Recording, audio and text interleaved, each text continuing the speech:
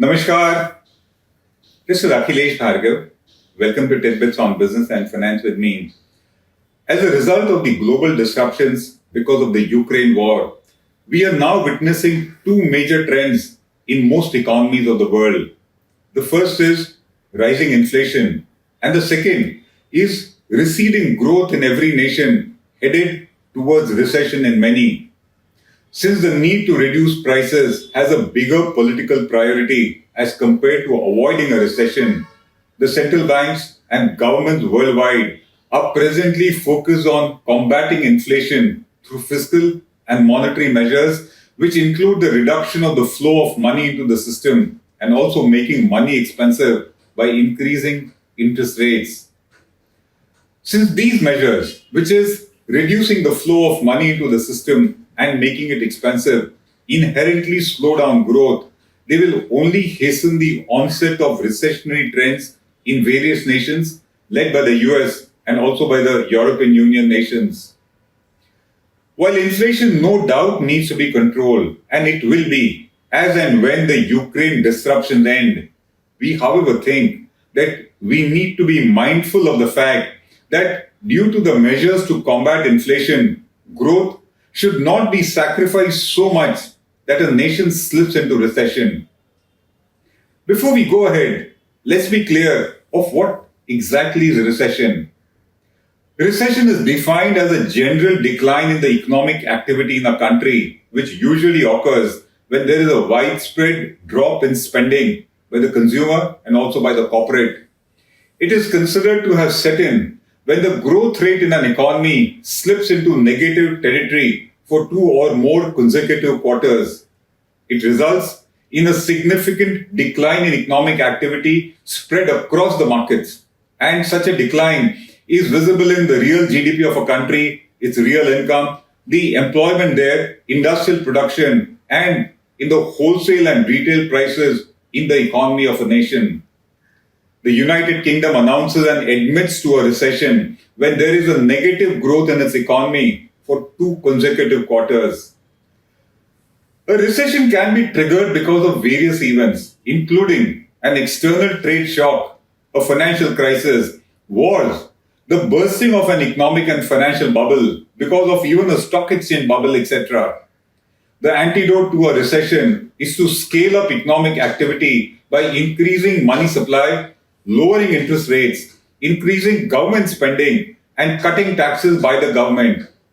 Interestingly, most nations are doing the reverse at present, despite recession being at their doorstep.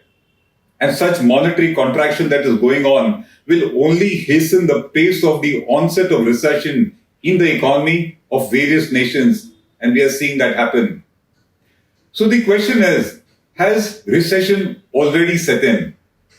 Nomura says that major nations will enter recession over the next 12 months amid tightening government policies and rising living costs, which are pushing the global economy into what it calls a synchronized growth slowdown. Many nations together seeing a slowdown. The major countries to be hit by recession include the USA, the UK, Japan, South Korea, Australia, and Canada. Nomura further says that to control inflation, central banks today are tightening their monetary policy at the cost of growth, which will only open the doors to recession coming into those economies. It then says that with all the major economies headed into it together, which is synchronized manner, countries cannot depend on a rebound of their exports for growth, since demand is depleting in most of the consuming nations, and thus a nation cannot depend on exports for its growth to come back. The third thing that it says is that the onset and depth of recession will vary from nation to nation. It is expected to set in the USA in the 4th quarter of this calendar year, which is 22, and it could be ranging between a mild to a severe recession there. But the slump in the case of the EU nations, according to Nomura, could be much deeper, particularly if Russia cuts off gas supply to the EU completely. Nomura expects the US and the EU economies to shrink by 1% in financial year 23, In the case of South Korea, it expects it to contract by 2.2%, and Japan is expected to have the mildest recession because of its ongoing policy support to GDP growth. It finally says that China might just escape recession because of its ongoing accommodative monetary policies. About the onset of recession in the US economy, Nomura says that it will fall into a mild recession by the end of 22 as the Federal Reserve Bank there raises interest rates in order to tame prices in America. It warns that financial conditions will tighten further in the USA. It says that consumer sentiment is souring there, that energy and food supply distortions have worsened, and that the global growth outlook has deteriorated, all adding to the onset of a recession. Nomura says that with rapidly slowing growth momentum and the Fed committed to restoring price stability in America, it believes that a mild recession beginning in quarter 4 of 22 is more likely than not. It points out that excess savings and consumer balance sheets will mitigate the speed of the economic contraction in the USA by maintaining stable or relatively stable levels of consumer spending there. But then it rightfully noted that America's monetary and fiscal policy will be constrained by high inflation, thus facilitating recession there. With monthly inflation in 2022 likely to remain elevated, Nomura expects the Fed's response to the recessionary trends to be pretty muted. It expects that the focus will remain on inflation and that will facilitate recession there. A senior official from the Fed said that the risk of a recession in the USA is increasing and that it will take several years for the US to return to the Fed's inflation target of 2% there. Since a recession is all about diminishing growth and consumer reluctance to spend, let us examine some of these trends to see where India stands in the matter of recession hitting its economy. Since consumer spending and employment are deeply interlinked, let us see the latest CMI update on employment in India, which reported very disappointing labor statistics for the month of June 2022. And its highlights were, the first one, CMI says that employment in India registered a massive fall from 404 million jobs to 390 million jobs, showing a loss of 14 million jobs in the month of June. That is the lowest employment level in 12 months in the country.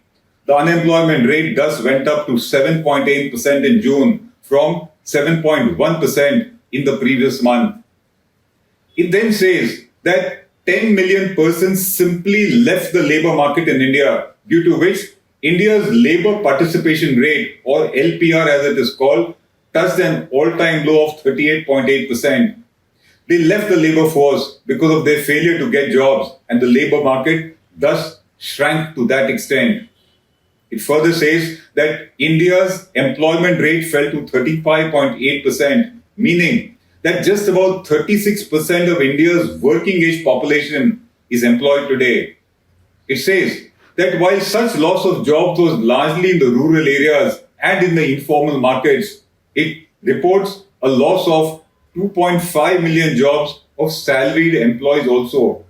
That's because the government shrank its demand for armed personnel, and jobs funded by private equity also started to shrink in India. The Indian economy thus needs to grow at a much faster pace in order to save and to also generate jobs in India. The impact of the receding jobs on consumer spending in India is evident from another report that came in the Economic Times, and it says that consumer electronics and smartphone majors have cut down production, and they have decided to extend their production cuts till August and defer their plans for ramping up production for the ensuing festival season by a month as consumer demand in India continues to be subdued. It then says that consumers are holding back their discretionary spending because of overall inflation, and thus the inventory of mobile phones, televisions, refrigerators and washing machines has piled up with the producers and also with the dealers. Consumers are not really buying them. It further mentions that there has been a production cut of 20 to 25% by producers over their original production plans, and these cuts will continue till August and maybe beyond, till there is a pickup in consumer demand and the producer thinks that it would be worth producing those goods. The ET report further says that production cuts of consumer items are taking place despite the festival season being India's largest shopping period, accounting for 35 to 40% of annual sales in India. The industry is hopeful that demand will pick up during the forthcoming festival season when discounts and offers peak, and so does the demand. The hope, therefore, is that consumer demand will pick up during the current quarter with the onset of the festival season. But keep your fingers crossed. Even the producers don't really know where are we headed.